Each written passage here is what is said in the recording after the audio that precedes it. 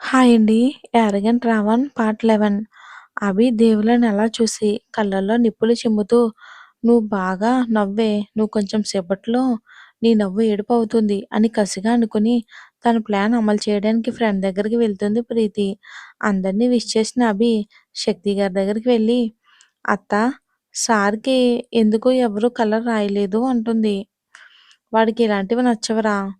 అందుకే వాడి దగ్గరికి ఎవరు రారు, వెళ్ళరు" అంటుంది. "ఆహా! అవునా? నేనేమడిగినా కాదు, వద్దు అనడం బాగా అలవాటు కదా సార్‌కి.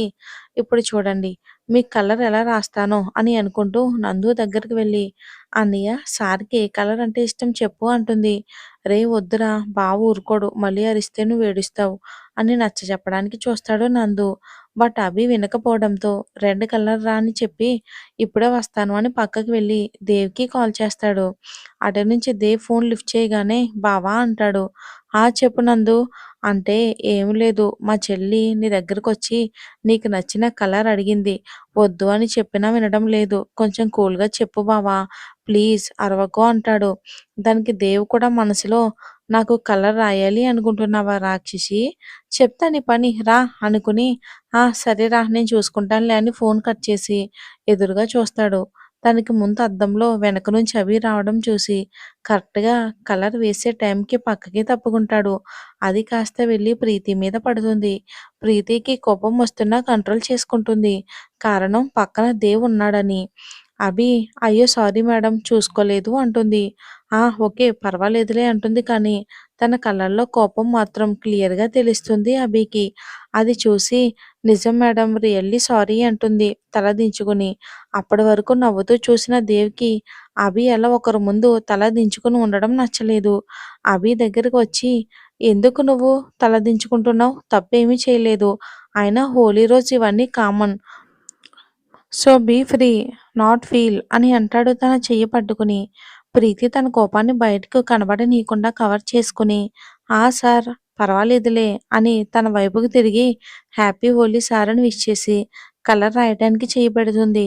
అంతే, దేవ్ ఒక్క చూపు చూస్తాడు. దానికే ప్రీతికి చెమటలు పట్టి సారీ సార్ అని వెళ్ళిపోతుంది.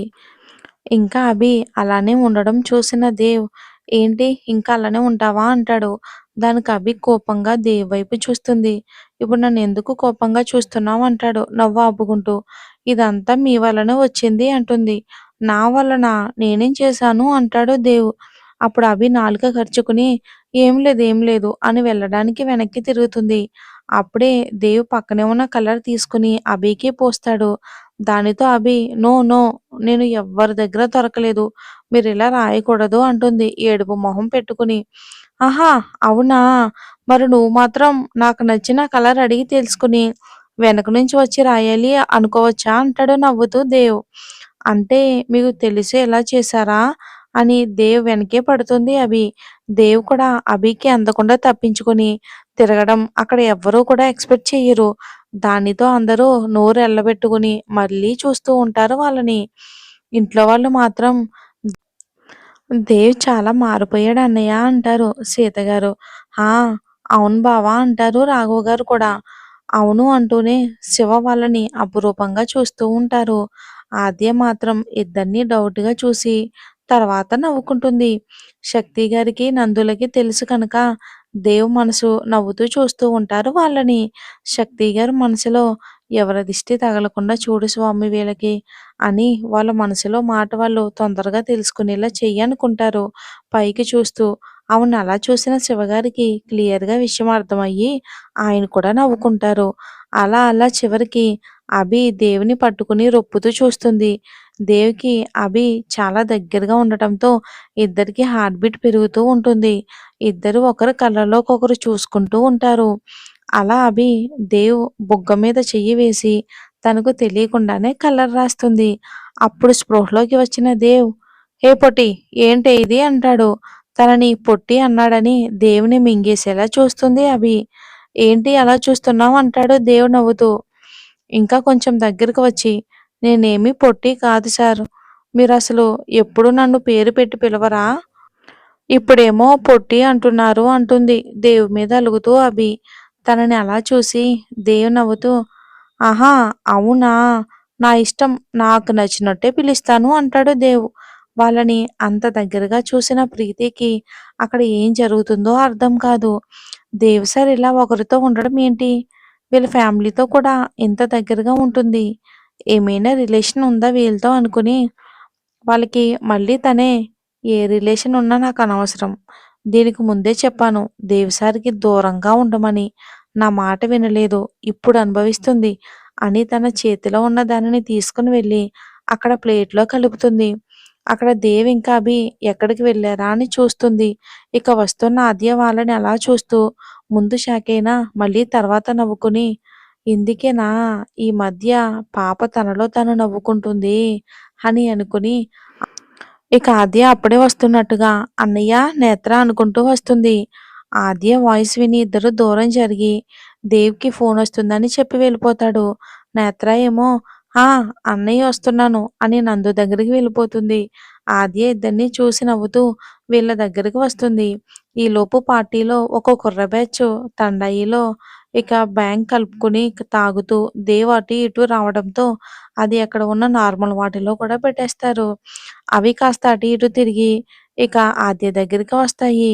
అది తాగిన దగ్గర నుండి ఆద్యకి ఒక్కటే చుక్కలు కనిపిస్తాయి. అభికి తనని కంట్రోల్ చేయలేక నందు పాటలు చూసి నవ్వుకుంటూ ఉంటాడు దేవ్. బావా అని ఏడుపు మొహం పెడతాడు నందు. దానితో దేవ్ ఆద్య దగ్గరకు వచ్చి ఏం కావాలరా అని అంటాడు. దానితో ఆద్య నవ్వుతూ చూడు అన్నయ్య, నందు గారిని నాతో డాన్స్ చేయమని చెప్పు అన్నయ్య అంటుంది. ఆద్య చిన్నపిల్లలా చేతులు పట్టుకొని అడుగుతుంది. దేవ్ నవ్వుతూ నువ్వు తీసుకుని వెళ్ళి చెయ్యిరా అని అంటాడు దేవ్. ఆద్య కూడా నవ్వుతూ థాంక్స్ అన్నయ్య అంటూ నందుని తీసుకుని వెళ్ళిపోతుంది డాన్స్ వేయించడానికి. తనతో పాటు ఇంట్లో వాళ్ళతో కూడా డాన్స్ వేయిస్తుంది ఆద్య. కానీ అక్కడ దేవ్ కానీ, అభి కానీ ఉండరు. వాళ్ళెక్కడున్నారో చూద్దాం. పార్టీకి కొంచెం దూరంగా శివ పార్వతుల విగ్రహానికి వెనుకగా అభి ఏడుస్తూ ఉంటే దేవ్ తనని పొదిమి పట్టుకుని కళ్ళు నీళ్లు తుడుస్తున్నాడు. అసలేం జరిగిందో కొంచెం వెనక్కి వెళ్దాం. నందుని తీసుకుని ఆద్య వెళ్ళిపోయాక అభి ఒకతే అక్కడుంటుంది. ఈలోపు దేవ్‌కి కాల్ రావడంతో పక్కకి వెళ్ళి వస్తూ ఉండగా దేవ్‌కి ఆ పక్కనే ఉన్న ప్లేట్ తగిలి అందులో ఉన్న కలర్ హ్యాండ్ మీద పడిపోతుంది. దేవ్ హ్యాండ్ కొంచెం మంటగా ఉండి చూసుకుంటాడు. అది మొన్న దేవ్ ఆ రౌడీని కొడుతున్న టైంలో హ్యాండ్ మడత పడినప్పుడు పక్కనే ఉన్న మేకు గీసుకుంటుంది దేవ్‌కి. ఫుల్ హ్యాండ్స్ షర్ట్ వలన ఆ దెబ్బ ఎవరికీ కనిపించలేదు. బట్ ఆ రోజు కూడా హ్యాండ్స్ ఫోల్డ్ చేయటం వలన చెయ్యి తగిలి ఆ కలర్ హ్యాండ్ మీద పడగానే మంటగా ఉండి చూసుకుంటున్నాడు. అసలెందుకు ఇంత మంటగా ఉంది అని. ఆర్గానిక్ కలర్స్ అనుకుంటూ వాటిని చూస్తే ఆ కలర్స్‌లో మిర్చి పౌడర్ కలిసిందని తెలిసి ఎవరైనా యూజ్ చేస్తారేమో, ప్రాబ్లమ్ అవుతుందేమోనని అటు ఇటు చూడగా అప్పుడే ప్రీతి ఆ కలర్ అభి మీద విసురుతుంది. దానితో అభిని దేవ్ పక్కకి లాగేలోగానే అది అభి కళ్ళల్లో పడిపోతుంది. దానితో ప్రీతి నవ్వుకుంటూ వెళ్ళిపోయింది. ఇంకిక్కడ అభి మంటకి తట్టుకోలేక ఏడుస్తూ ఉంది. దానితో వెంటనే అభి దగ్గరికి వెళ్ళి పక్కకి తీసుకొని వచ్చి వాటర్‌తో క్లీన్ చేసి ఫేస్‌ని తుడిచి పక్కనే ఉన్న ఐడల్ వెనుకకు తీసుకొని వెళ్ళి తను కూర్చొని అభిని కూడా కూర్చోబెట్టి "ఏం కాలేదురా, ఏం కాలేదు. తగ్గిపోతుంది. ఏడవకు" అని కళ్ళు తుడుస్తూ ఉన్నాడు. అభికి మంటకి బాగా ఏడుస్తూ ఉంది. దేవ్‌ని గట్టిగా పట్టుకుని "చాలా మంటగా ఉంది సార్" అని చెప్తూ కళ్ళు బాగా నలుపుతూ ఉంటుంది అభి. దేవ్ తన్ని అలా చేయనివ్వకుండా అభిని పొదివి పట్టుకుని "లేదురా అలా చేయకు, మా బుజ్జి కదూ తగ్గిపోతుందిరా" అని చెప్తూ కళ్ళు క్లీన్ చేస్తూ ఉంటాడు కూల్ వాటర్‌తో పక్కనే పెట్టుకుని. అలా అభికి కొంచెం సేపటికి మంట కొంచెం తగ్గి ఏడ్చి ఏడ్చి ఉండడంతో దేవ్ మీద పడుకుని పోతుంది. దేవ్‌కి అభి బాధ చూడలేక కళ్ళల్లో నీళ్లు తిరుగుతాయి. అవి పక్కకి తిరిగి తుడుచుకుని అభిని చూస్తే తను నిద్రపోతూ కనిపిస్తుంది. అలా తన చేతిలోనే నిద్రపోతున్న అభి మొహాన్ని చూస్తాడు పట్టుకుని. కళ్ళల్లో నుంచి వాటర్ ఇంకా వస్తూనే ఉన్నాయి. అప్పటి వరకు ఏడవడం వలన అసలే తెల్లగా ఉంటుంది కదా! ఫేస్ అంతా కూడా పింక్ కలర్‌గా మారిపోయింది. తన్ని అలా చూడగానే దేవ్ మనసు అంతే బాధగా మారిపోయింది. అలాగే తనని దగ్గరికి తీసుకొని మొట్టమొదటిసారిగా అభి నుదుటి మీద ముద్దు పెట్టుకుని జాగ్రత్తగా ఎత్తుకుని తన రూమ్‌లోకి తీసుకుని వెళ్లి పడుకోబెట్టి ఏసీ ఫుల్‌గా పెట్టి డాక్టర్‌కి కాల్ చేశాడు దేవ్. ఇక్కడ ఆద్య కూడా ఆడి ఆడి అలసిపోయి తూలుతూ నంది మీద పడిపోయింది. తన్ని అలా చూసి అందరూ కంగారుగా దగ్గరకొస్తారు. నందు మాత్రం "ఏం పర్వాలేదుమా. ఇప్పటి వరకు ఆడింది పాడిందిగా. అందుకే స్పృహ తప్పుంటుందిలే. పైగా బాగా ఇది తాగింది కదా! అందుకే" అంటాడు. "ఆ! అసలు విషయమే మర్చిపోయా. తన అల్లరితో అసలు మన ఇంట్లోకి బంగ ఎలా వచ్చిందంటారు? శివగారు ఎవరో తెచ్చుకొని ఉంటాడులే. మావయ్య లీవ్ ఇట్" అని ఆద్యాని ఎత్తుకుని గెస్ట్ రూమ్‌లోకి తీసుకుని వెళ్లి పడుకోబెట్టి వస్తాడు నందు. ఇంట్లో అందరూ కూడా పార్టీ అయిపోవడంతో అప్పుడే లోపలికి వస్తూ ఉంటారు. అదే టైంకి డాక్టర్ లోపలికి రావడంతో అందరూ కూడా "ఏంటి డాక్టర్ గారొచ్చారు" అని డౌట్‌గా డాక్టర్ గారిని అడుగుతారు వాళ్ళు. దేవ్ గారు రమ్మని కాల్ చేశారు. అందుకే అంటూ ఉండగానే దేవ్ పైనుంచి "ప్లీజ్ కమ్ డాక్టర్" అని లోపలికి వెళ్ళిపోతాడు. ఇంట్లో అందరూ కంగారుగా దేవ్ రూమ్‌కి వెళ్తారు. డాక్టర్ వెనకే. లక్ష్మిని ఆద్య దగ్గర ఉంచి నందు కూడా దేవ్ రూమ్‌కే వెళ్తాడు. అందరూ లోపలికి వెళ్ళేసరికి అభి దేవ్ బెడ్ మీద పడుకొని ఉంటుంది. తన్ని ఎలా చూడగానే అందరికి కూడా కంగారుగా దగ్గరకొస్తారు. దేవ్ అభికి ఒక సైడ్ కూర్చొని ఉంటాడు. డాక్టర్ తన ఐస్‌ని చెక్ చేసి, డ్రాప్ వేసి, పెయిన్ తగ్గడానికి అలాగే ఒక ఇంజెక్షన్ చేస్తాడు. పక్కనే ఉన్న దేవ్ చెయ్యి గట్టిగా పట్టుకుంటుంది నొప్పికి. దేవ్ ప్లీజ్ కేర్‌ఫుల్ డాక్టర్ తనకి పెయిన్‌గా ఉంది అంటాడు. డాక్టర్ దేవ్‌ని చూసి నవ్వి ఐస్ పెయిన్ తగ్గాలి అంటే ఈ కొంచెం కావాలి కదా దేవ్ గారు అని మెడిసిన్ ఇంకా ఆ డ్రాప్స్ రాసి ఇచ్చి డాక్టర్ ఈవినింగ్ వరకు తన ఐస్‌కి రెస్ట్ ఇవ్వండి. అలానే ప్రతి 2 అవర్స్‌కి ఒకసారి ఈ డ్రాప్స్ వేయండి. నైటు పడుకోబోయే ముందు కూడా మెడిసిన్స్ ఇవ్వండి అని చెప్పి వెళ్ళిపోతారు డాక్టర్ గారు. డాక్టర్‌ని పంపించడానికి రాఘవ గారు వెళ్తారు వెనకాలే. శక్తి గారు మరో పక్క కూర్చొని "అసలేం జరిగింది నాన్న" అంటారు. నందు కూడా "చెప్పు బావ" అని అడుగుతాడు. దేవ్ నందుతో "ఆద్య ఏది" అని అడిగి తను పడుకుంది అని చెప్పడంతో అందరినీ తీసుకుని బయటికి వచ్చి ఫస్ట్ ఫ్లోర్‌లో ఉన్న హాల్‌కి తీసుకుని వస్తాడు.